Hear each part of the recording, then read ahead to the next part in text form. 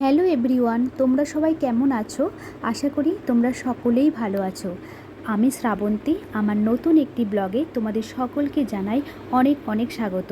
আজ বুদ্ধ পূর্ণিমা, তাই আমি আমার গুরুদেবকে দর্শন করিয়ে আমার ব্লগটি শুরু করলাম। এরপর আমি শাড়ি পরে নেব, আর শাড়ি পরে পুজো দিতে আমার ভীষণ ভালো লাগে। দেখো আমি রেডিও হয়ে গেছি, কেমন লাগছে অবশ্যই কিন্তু জানিও। আর বলো তো কার কার ধুনোর গন্ধ ভালো লাগে? আমার তো খুব ভালো লাগে। ধুনোর গন্ধটা না সারা ঘর যেন করে, যেন সারা ঘরে পুজো পুজো একটা গন্ধ হয়, তাই না? ওম নমস্তে বিশ্বরূপায় শঙ্খচক্রধর জয় পদ্মনাভায় দেবে ঋষিপদ নম অনন্ত স্বরূপায় ত্রিগুণত বিভাসিনী সুপুষ্পাঞ্জলি ওম সত্যনারায়ণ নম নম সত্যনারায়ণ। সত্যনারায়ণের পাঁচালি পড়া হয়ে গেল, আর আমার পুজোও কমপ্লিট।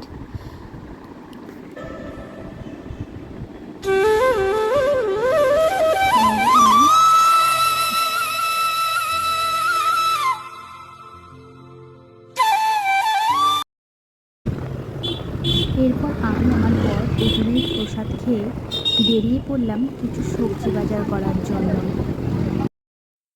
আমাদের বাজার করাও কমপ্লিট। এরপর আমি সমস্ত সবজি বের করে নিলাম, আর সমস্ত সবজি না আমি এক এক করে গুছিয়ে নেব, কারণ একটা প্লাস্টিকের মধ্যে তো যখন সবজি বাজার করতে যাই একটা প্লাস্টিকের মধ্যে সমস্ত সবজি দিয়ে দেয়, কিন্তু আমার না এভাবে যখন রান্না করবো খুব অসুবিধা হয়। তার জন্য আমি সমস্ত সবজি এক এক করে সাজিয়ে নিই, মানে সাজিয়ে সাজিয়ে আমি একটা প্লাস্টিকে আলাদা আলাদা প্লাস্টিকে করে রেখে দিই। রান্নার সময় না খুব সুবিধা হয় বের করে রান্না করতে। আজকে কি সবজি বাজার করলাম দেখো, ঢ্যাঁড়স, টমেটো, কাঁচকলা, পটল, শাক, বেগুন, চিচিঙ্গে, শশা, এতটুকুই বাজার করলাম।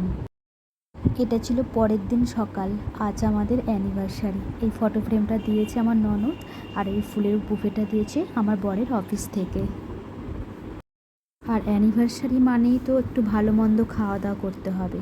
দেখো সমস্ত কিছু আমি ধুয়ে নুন হলুদ মাখিয়ে রেডি করে নিয়েছি। আর অ্যানিভার্সারি হোক আর বার্থডে হোক, যাই হোক না কেন, মেয়েদের কিন্তু ছুটি থাকে না।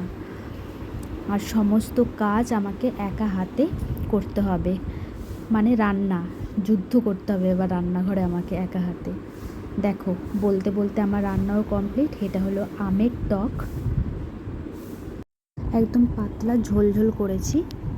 আর এটা হলো বেগুন দিয়ে ইলিশ মাছের ঝোল, একদম কিন্তু কাঁচা লঙ্কার রান্না, কাশ্মীরি লঙ্কা গুঁড়ো দিয়েছি।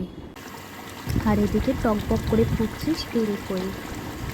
তেলকই খেতে কার কার ভালো লাগে? আমার তো খুব ভালো লাগে তেলকই খেতে। দেখো এবার রেডি হয়ে গেছে গরম গরম একদম তেলকই, ধোঁয়া ওঠা, দেখতেই পাচ্ছ তোমরা। খুব টেস্ট হয়েছিল জানো খেতে তেলকইটা।